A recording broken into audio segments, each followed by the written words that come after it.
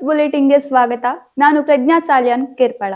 Neat ಪ್ರಶ್ನೆ ಪತ್ರಿಕೆ ಸೋರಿಕೆಯ ವಿಷಯದಲ್ಲಿ ಪ್ರತಿಭಟನಾ ನಿರತ ವಿದ್ಯಾರ್ಥಿಗಳ ಮೇಲೆ ಮಾರಣಾಂತಿಕ ಪೆಲೆಟ್ ಗನ್ ಬಳಕೆ ಮತ್ತು ಅಯೋಧ್ಯೆಯ ರಾಮಮಂದಿರದ ಖಜಾನೆ ಕಳವು ಮಾಡಿ ನೂರಾರು ಕೋಟಿ ರೂಪಾಯಿ ಕೊಳ್ಳೆ ಹೊಡೆದಿದ್ದು, ಇದರ ತನಿಖೆಯನ್ನು ನಿವೃತ್ತ ಸುಪ್ರೀಂ ಕೋರ್ಟ್ ನ್ಯಾಯಾಧೀಶರ ನೇತೃತ್ವದಲ್ಲಿ ನಡೆಸಬೇಕು ಮತ್ತು ಸಂಪಾಜೆ ಗ್ರಾಮ ಸಭೆಯಲ್ಲಿ ಉಲ್ಲೇಖಿಸಲ್ಪಟ್ಟ ಗ್ರಾಮದ ರಸ್ತೆಯ ಕಳಪೆ ಕಾಮಗಾರಿಯ ವಿಷಯದಲ್ಲಿ ಲೋಕಾಯುಕ್ತ ತನಿಖೆಗೆ ಆಗ್ರಹಿಸಿ ವಲಯ ಕಾಂಗ್ರೆಸ್ ಸಂಪಾಜೆ ವತಿಯಿಂದ ಸಂಪಾಜೆ ಗ್ರಾಮ ಪಂಚಾಯತ್ ಕಚೇರಿಯ ಮುಂಭಾಗದಲ್ಲಿ ಪ್ರತಿಭಟನೆ ನಡೆಯಿತು. ಪಂಚಾಯತ್ ಅಭಿವೃದ್ಧಿ ಅಧಿಕಾರಿಯವರ ಮೂಲಕ ರಾಷ್ಟ್ರಪತಿಗಳಿಗೆ ಮನವಿ ಪತ್ರ ನೀಡುವ ಕಾರ್ಯಕ್ರಮ ನಡೆಯಿತು. ಈ ಸಂದರ್ಭದಲ್ಲಿ ಶ್ರೀ ಮುತ್ತುಮಾರಿಯಮ್ಮ ದೇವಸ್ಥಾನದ ಅಧ್ಯಕ್ಷರಾದ ಜ್ಞಾನಶೀಲನ್ ರಾಜು, ಕೆಪಿಸಿಸಿ ಪ್ರಚಾರ ಸಮಿತಿಯ ಮುಖ್ಯ ಸಂಯೋಜಕರಾದ ಜಾನಿ ಕೆಪಿ, ಜಿಲ್ಲಾ ಕಾಂಗ್ರೆಸ್ ಪ್ರಧಾನ ಕಾರ್ಯದರ್ಶಿ ಮಹಮ್ಮದ್ ಕುನ್ಯು ಗುನಡ್ಕ ಮಾತನಾಡಿದರು. ಸಂಪಾಜೆ ವಲಯ ಕಾಂಗ್ರೆಸ್ ಪ್ರಭಾರ ಅಧ್ಯಕ್ಷರಾದ ವಸಂತ ಬೆಳ್ತಡ್ಕರ್ ಅವರು ಅಧ್ಯಕ್ಷತೆ ವಹಿಸಿದ್ದರು. ಸಂಪಾಜೆ ಗ್ರಾಮ ಪಂಚಾಯತ್ ಅಭಿವೃದ್ಧಿ ಅಧಿಕಾರಿ ಶ್ರೀಮತಿ ಸರಿತಾ ವೋಲ್ಗೋ ಡಿಸೋಜಾ ಮನವಿಯನ್ನು ಸ್ವೀಕರಿಸಿ ಮಾತನಾಡಿದರು.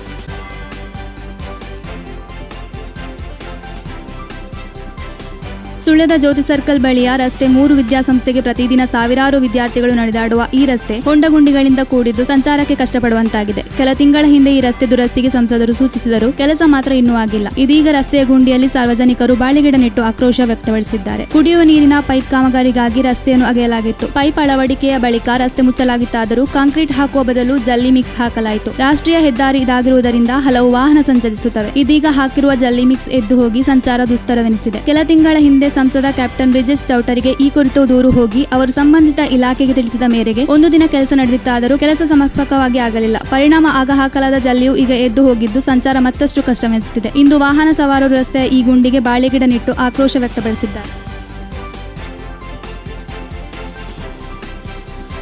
ಕರ್ನಾಟಕ ರಾಜ್ಯ ಸಂಸ್ಕೃತ ವಿಶ್ವವಿದ್ಯಾನಿಲಯ ನೀಡುವ ರಾಜಗ್ರಂಥ ಪುರಸ್ಕಾರಕ್ಕೆ ಹಿರಿಯ ಶಿಕ್ಷಣ ತಜ್ಞ, ವಿಶ್ರಾಂತ ಪ್ರಾಂಶುಪಾಲ ಪ್ರೊಫೆಸರ್ ಕೆಇ ರಾಧಾಕೃಷ್ಣ ಭಾಜನರಾಗಿದ್ದಾರೆ. ಪ್ರೊಫೆಸರ್ ರಾಧಾಕೃಷ್ಣ ಅವರ ಜೈನ ಮಹಾಪುರಾಣ ಗ್ರಂಥಕ್ಕೆ ಈ ಪ್ರಶಸ್ತಿ ಲಭಿಸಿದೆ. ಮೂಲತಃ ಪೆರಾಜೆಯವರಾದ ಪ್ರೊಫೆಸರ್ ಕೆಇ ರಾಧಾಕೃಷ್ಣರವರು ಬೆಂಗಳೂರಿನಲ್ಲಿ ನೆಲೆಸಿದ್ದು ಸಾಹಿತ್ಯ, ಶಿಕ್ಷಣ, ರಾಜಕೀಯ ಕ್ಷೇತ್ರದಲ್ಲಿ ಗಣನೀಯ ಸಾಧನೆ ಮಾಡಿದ್ದಾರೆ.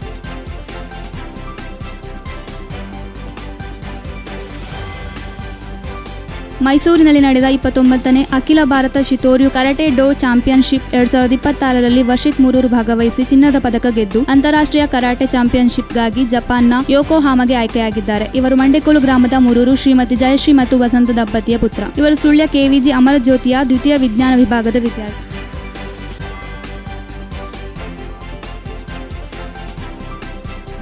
ಸುದ್ದಿ ನ್ಯೂಸ್ ಬುಲೆಟ್ನಲ್ಲಿ ಈಗ ಪುಟ್ಟದೊಂದು ವಿರಾಮ. ಅತ್ತೆ, ಇದು ನನ್ನ ಬರ್ಡೇ ಗಿಫ್ಟ್. ಇದೆಲ್ಲ ಜೀವನದಲ್ಲಿ ನನಗೋಸ್ಕರ ತಗೊಂಡ್ಬಂದಿದ್ದಾರೆ. ನಿನ್ ಮೇಲೆ ತುಂಬಾ ಚೆನ್ನಾಗಿ ಕಾಣುತ್ತೆ. ಇದು ತುಂಬಾ ಚೆನ್ನಾಗಿದೆ ಅಲ್ವಾ? ತುಂಬಾ ಚೆನ್ನಾಗಿದೆ.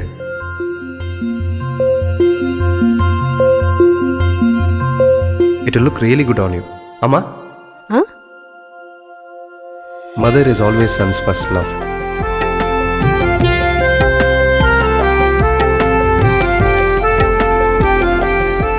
ಪ್ರತಿ ಪೀಳಿಗೆಯ ಪ್ರೀತಿಯ ಮಳಿಗೆ ಜಿಎಲ್ ಆಚಾರ್ಯ ಜುವೆಲ್ಲರ್ಸ್.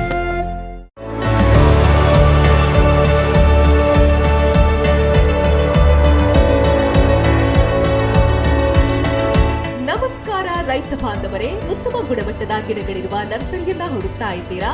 ಹಾಗಾದ್ರೆ ನಮ್ಮ ಸುಳ್ಯದ ಮೊಗರ್ಪಡೆ ಮಸೀದಿ ಮುಂಭಾಗವಿರುವ ಕರ್ನಾಟಕ ಅಗ್ರಿ ಗಾರ್ಡನ್ ನರ್ಸರಿಗೆ ಭೇಟಿ ಕೊಡಿ. ಇಲ್ಲಿ ಉತ್ತಮ ತಳಿಯ ಹೈಬ್ರಿಡ್ ತೆಂಗಿನ ಗಿಡಗಳು, ಕೋಕೋ ಗಿಡಗಳು, ಅಡಿಕೆ ಗಿಡಗಳಾದ ಎಂಟರಮಂಗಲ, ಮೋಹಿತ್ ನಗರ, ಸೈಗಾನ್, ರತ್ನಗಿರಿ, ಸುಮಂಗಲ, ಸ್ವರ್ಣ ಮಂಗಳ, ಊರಿನ ಮಂಗಳ ಮತ್ತು ಜಾಯಿಕಾಯಿ ಗಿಡ, ವಿವಿಧ ರೀತಿಯ ಹಣ್ಣಿನ ಗಿಡಗಳು, ಕರಿಮೆಣಸಿನ ಕಸಿ ಗಿಡ, ಪಣಿಯೂರು 7 ಲಭ್ಯ ಹಾಗೂ ಶತಮಂಗಲ ಅಡಿಕೆ ಗಿಡಗಳು ಲಭ್ಯ. Karnataka agri garden nursery, Mogarpade, Halegate, Sullia. Booking ಆಗಿ ಇಂದೇ ಸಂಪರ್ಕಿಸಿ 9048865019 9946123801. ವಿರಾಮದ ಬಳಿಕ ಮತ್ತೆ ಸುದ್ದಿ ನ್ಯೂಸ್ ಬುಲೆಟಿನ್ಗೆ ಸ್ವಾಗತ.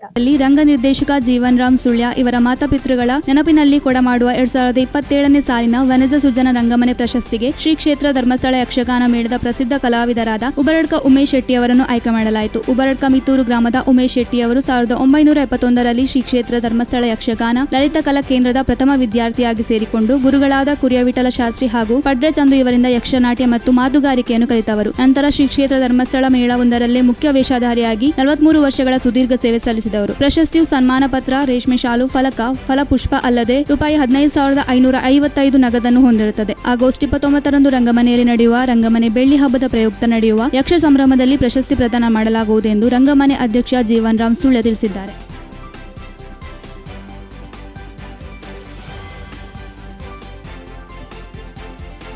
ಸುಳ್ಯ ಪೊಲೀಸ್ ಠಾಣೆಗೆ ನೂತನ ಎಎಸ್ಐ ಆಗಿ ಲಕ್ಷ್ಮಣ ಕೆಜೆ ರವರು ಕರ್ತವ್ಯಕ್ಕೆ ಹಾಜರಾಗಿದ್ದಾರೆ. ಇವರು ಮೂಲತಃ ಸುಳ್ಯದ ಆಲೇಟಿ ನಿವಾಸಿಯಾಗಿದ್ದು ದಿವಂಗತ ಗುಡ್ಡಪ್ಪ ಪೂಜಾರಿ ಹಾಗೂ ಯಶೋಧ ದಂಪತಿಯ ಪುತ್ರ. ಕಳೆದ 29 ವರ್ಷಗಳಿಂದ ಪೊಲೀಸ್ ಇಲಾಖೆಯಲ್ಲಿ ಸುದೀರ್ಘ ಸೇವೆ ಸಲ್ಲಿಸಿರುವ ಇವರು ಬಂಟ್ವಾಳ ಕದ್ರಿ, ಬಂಟ್ವಾಳ ಗ್ರಾಮಾಂತರ ಠಾಣೆ, ಸೈಬರ್ ವಿಭಾಗ, ಡಿಸಿಐಬಿಯಲ್ಲಿ ಕರ್ತವ್ಯ ನಿರ್ವಹಿಸಿದ್ದು ಇದೀಗ ಪುತ್ತೂರು ಟ್ರಾಫಿಕ್ ಠಾಣೆಯಲ್ಲಿ ಹೆಡ್ ಕಾನ್ಸ್ಟೇಬಲ್ ಆಗಿದ್ದ ಇವರು ಎಎಸ್ಐ ಆಗಿ ಭರ್ತಿಯಾಗಿ ಸುಳ್ಯ ಪೊಲೀಸ್ ಠಾಣೆಗೆ ಜುಲೈ 27ರಂದು ಕರ್ತವ್ಯಕ್ಕೆ ಹಾಜರಾಗಿದ್ದಾರೆ. ಐವರ್ನಾಡು ದೇರಾಜೆ ರಸ್ತೆ ಕಾಂಕ್ರೀಟೀಕರಣಕ್ಕೆ ಶಾಸಕಿ ಭಾಗೀರಥಿ ಮುರುಳ್ಯರವರಿಂದ ₹27 ಲಕ್ಷ ಅನುದಾನ ಮಂಜೂರಾಗಿ ರಸ್ತೆ ಕಾಂಕ್ರೀಟೀಕರಣಗೊಂಡಿದ್ದು ಇದರ ಉದ್ಘಾಟನಾ ಕಾರ್ಯಕ್ರಮವು ಜುಲೈ 26ರಂದು ನಡೆಯಿತು. ಗೋಪಾಲಗೌಡ ಮಟ್ಟಿರವರು ತೆಂಗಿನಕಾಯಿ ಒಡೆಯುವುದರ ಮೂಲಕ ರಸ್ತೆ ಉದ್ಘಾಟಿಸಿ ಶುಭ ಹಾರೈಸಿದರು. ಐವರ್ನಾಡು ಸಹಕಾರಿ ಸಂಘದ ಅಧ್ಯಕ್ಷ SN ಮನ್ಮಥರವರು ಸ್ವಾಗತಿಸಿ ಮಾತನಾಡಿದರು. ಈ ಸಂದರ್ಭದಲ್ಲಿ ಸಹಕಾರಿ ಸಂಘದ ಉಪಾಧ್ಯಕ್ಷ ಮಹೇಶ್ ಜಬಳೆ, ಸಹಕಾರಿ ಸಂಘದ ನಿರ್ದೇಶಕರು, ಗ್ರಾಮ ಪಂಚಾಯತ್ ಮಾಜಿ ಅಧ್ಯಕ್ಷರು, ಸದಸ್ಯರು ಹಾಗೂ ರಸ್ತೆಯ ಫಲಾನುಭವಿಗಳು, ಗ್ರಾಮಸ್ಥರು ಉಪಸ್ಥಿತರಿದ್ದರು.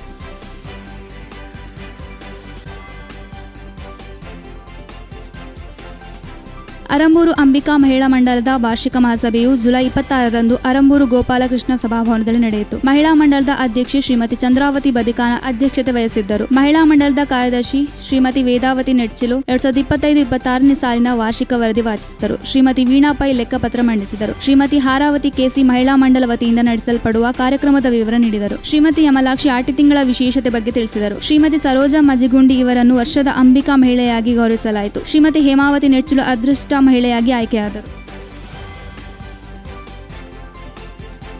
ಜಾಲ್ಸೂರು ಗ್ರಾಮದ ಸೋಣಂಗೇರಿ ಕೆಳಗಿನ ಮನೆ ವೆಂಕಟರಮಣ ಗೌಡರವರು ವಯೋವೃದ್ಧ ಅನಾರೋಗ್ಯದಿಂದ ಇಂದು ನಿಧನರಾದರು. ಇವರಿಗೆ 75 ವರ್ಷ ವಯಸ್ಸಾಗಿತ್ತು.